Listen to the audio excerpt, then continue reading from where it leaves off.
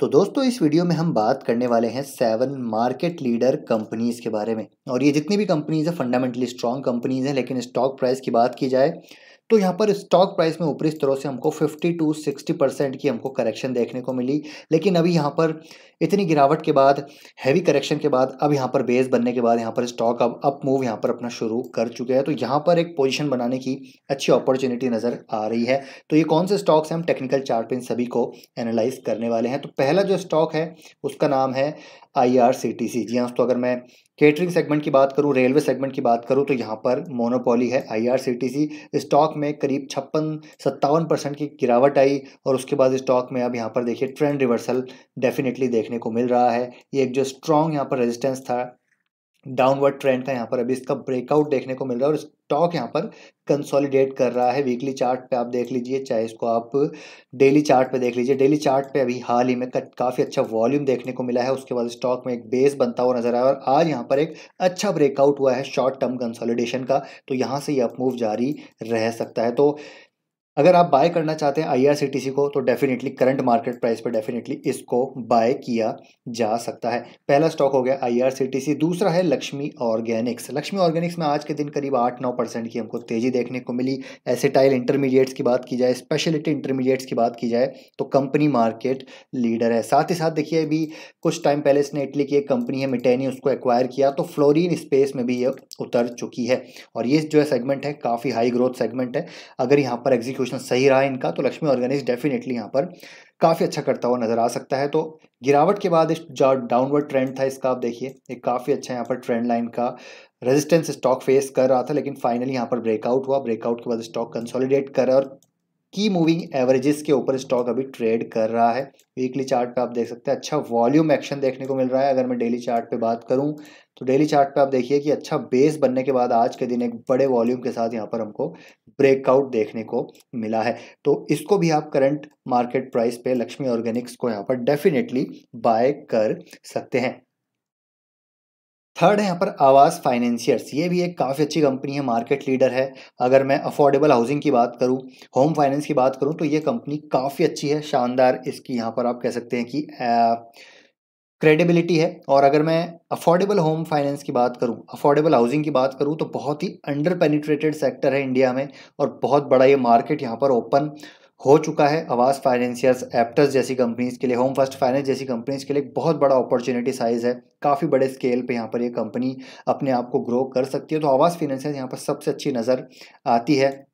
और यहाँ पर देखिए काफ़ी स्टॉक 60% तक स्टॉक करेक्ट हुआ था, एक डाउनवर्ड ट्रेंड में था स्टॉक लगातार। आप देखिए तो यहाँ पर स्टॉक रेजिस्टेंस फेस कर रहा था, लेकिन अभी फाइनली एक ब्रेकआउट के बाद स्टॉक कंसोलिडेट कर रहा है। डेली चार्ट पे अगर हम बात करें तो डेली चार्ट पे आप देख सकते हैं कि स्टॉक पहले ये बेस बनाता हुआ नजर आया, इसका ब्रेकआउट हुआ, अभी ये बेस बनाता हुआ नजर आ रहा है और यहाँ पर वॉल्यूम बिल्कुल ड्राई अप है इस बेस पे। अपसाइड मतलब देखिए यहाँ पर जो लोअर बेस था उसके बाद हमको हायर बेस बनता हुआ देखने को मिला और वॉल्यूम बिल्कुल नहीं है। तो यहाँ से पूरी पॉसिबिलिटी नजर आ रही है कि स्टॉक में एक ब्रेकआउट के बाद कंटिन्यू अपमूव यहाँ पर जारी रह सकता है। तो आवास फाइनेंशियर्स अगर आपके पास है तो इसको कंटिन्यू होल्ड कर सकते हैं। फ्रेश बाय करना चाहते हैं तो करंट मार्केट प्राइस पे इसको बाय कर सकते हैं।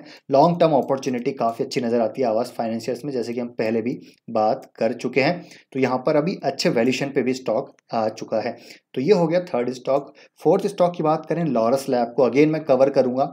60% की करेक्शन के बाद स्टॉक में अच्छी रिकवरी आई। अभी यहाँ पर स्टॉक कंसोलिडेट कर रहा है, की मूविंग एवरेजेस के ऊपर स्टॉक यहाँ पर ट्रेड कर रहा है। वीकली चार्ट पे अगर हम देखें तो स्टॉक कंसोलिडेट कर रहा है। डेली चार्ट पे अगर आप देखें तो डेली चार्ट में एक अच्छा यहाँ पर हमको अप ट्रेंड देखने को मिला। स्टॉक में थोड़ी सी रिट्रेसमेंट आई, फिर से एक अप मूव।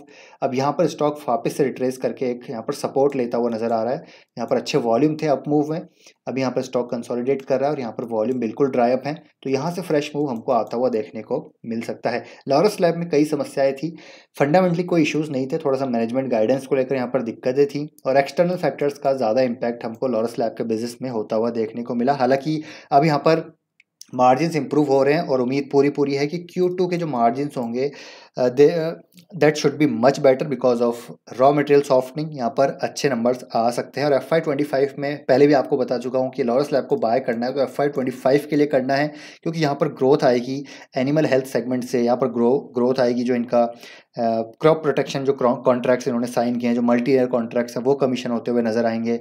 और लार्ज वॉल्यूम जो जेनरिक API जो इन्होंने केपेक्स ऑलरेडी किए हुए हैं, वो FY24 में यहाँ पर हमको सारी चीज़ें रैंप अप होती हुई देखने को मिलेगी। तो FY25 बहुत इंपॉर्टेंट है लॉरस लैब के लिए।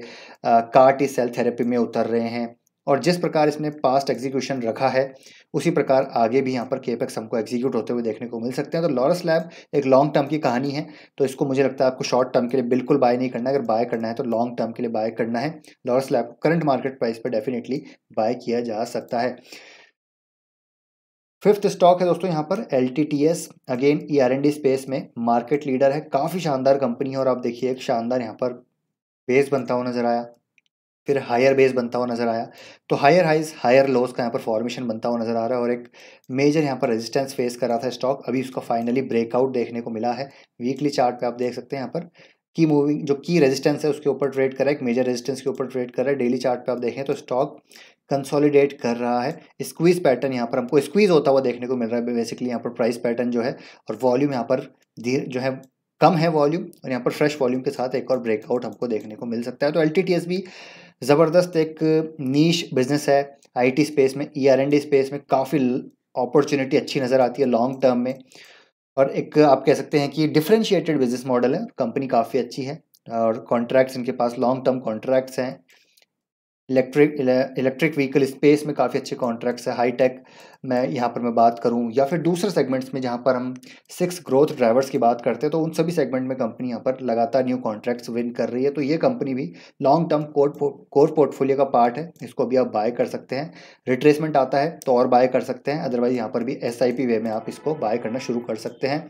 नेक्स्ट है फाइन ऑर्गेनिक्स। ये भी मार्केट लीडर कंपनी है, ऊपरी स्तरों से काफ़ी गिरावट हमको देखने को मिली। स्टॉक में एक डाउन ट्रेंड था, उसके बाद स्टॉक में ब्रेकआउट हुआ, फिर स्टॉक यहाँ पर अगेन यहाँ पर रिट्रेस कर रहा है, और यहाँ पर स्टॉक कंसोलिडेट कर रहा है। अगर डेली चार्ट पे हम देखें तो आज के दिन भी अच्छी तेजी आई करीब 4% की, और एक जो डाउनवर्ड ट्रेंड पे स्टॉक चल रहा था, ठीक है, चैनल पैटर्न में, अभी आज के दिन वॉल्यूम के साथ यहाँ पर ब्रेकआउट होता हुआ देखने को मिला। हालांकि अभी भी 200 डे मूविंग एवरेज से यहाँ पर स्टॉक नीचे ही ट्रेड कर रहा है, लेकिन लॉन्ग टर्म की बात की जाए तो काफ़ी अच्छी कंपनी है। बहुत कम यहाँ पर ऐसी कंपनीज हैं जो ओलियो केमिकल एडिटिव्स यहाँ पर बना रही है। ग्लोबल यहाँ पर 6 ही कंपनीज हैं जो इस तरह की नीश केमिस्ट्री पे काम कर रही है, और उसमें से एक फाइन ऑर्गेनिक्स भी है।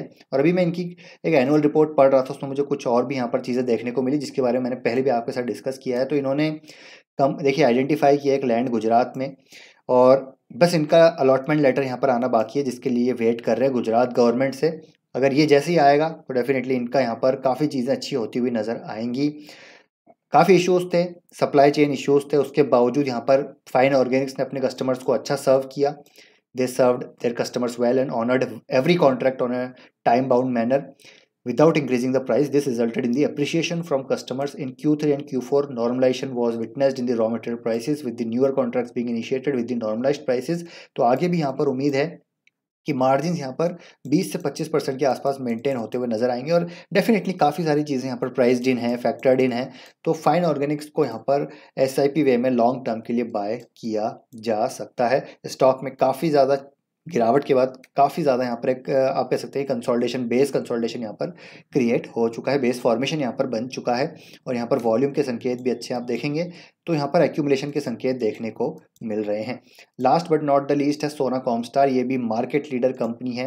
अगर मैं डिफरेंशियल गियर्स की बात करूँ, स्टार्टर मोटर्स की बात करूँ, इलेक्ट्रिकल व्हीकल स्पेस की बात करूँ, तो ये कंपनी मार्केट लीडर है। ग्लोबल यहाँ पर इसके जो एक्सपोजर है वो भी काफ़ी बढ़िया है। स्टॉक में ऑलमोस्ट 52% के आसपास की, 53% के आसपास की करेक्शन के बाद एक अप मूव आया। स्टॉक यहाँ पर अब कंसोलिडेट कर रहा है। डेली चार्ट पे अगर हम देखें तो की मूविंग एवरेजेस के ऊपर स्टॉक यहाँ पर धीरे धीरे यहाँ पर कंसोलिडेट धीरे धीरे चल रहा है। स्टॉक यहाँ पर बेस बनाता हुआ नजर आ रहा है की मूविंग एवरेजेस के ऊपर। नीचे बिल्कुल वॉल्यूम नहीं है, तो फ्रेश वॉल्यूम यहाँ से आने के बाद एक वापस से रनअप यहाँ पर शुरू हो सकता है, और स्टॉक अपने ऑल टाइम हाई की तरफ यहाँ पर मूव करता हुआ नजर आएगा हमको सूनर और लेटर। तो सोना कॉमस्टार भी डेफिनेटली कोर पोर्टफोलियो स्टॉक है, SIP वे में इसमें बाय किया जा सकता है। वैल्यूएशन अभी भी यहाँ पर ज़्यादा है, लेकिन अगेन जैसे हमने कहा management execution, global leadership, market leader और यहाँ पर एक तरह से इसके पास जो प्राइसिंग पावर है वो यहाँ पर डेफिनेटली इसको हाई वैल्यूएशन दिलाती है। तो इसमें भी आप एसआईपी वे में बाय कर सकते हैं, बहुत ज़्यादा लोकेशन नहीं देना है, एसआईपी वे में ही बाय करना है। तो ये 7 स्टॉक्स जो मार्केट लीडर स्टॉक्स हैं, गिरावट के बाद यहाँ पर अपमूव शुरू कर चुके हैं और एक बेस फॉर्मेशन के बाद फ्रेश रैली आने की पूरी संभावनाएं नज़र आ रही हैं। Q2 इन सभी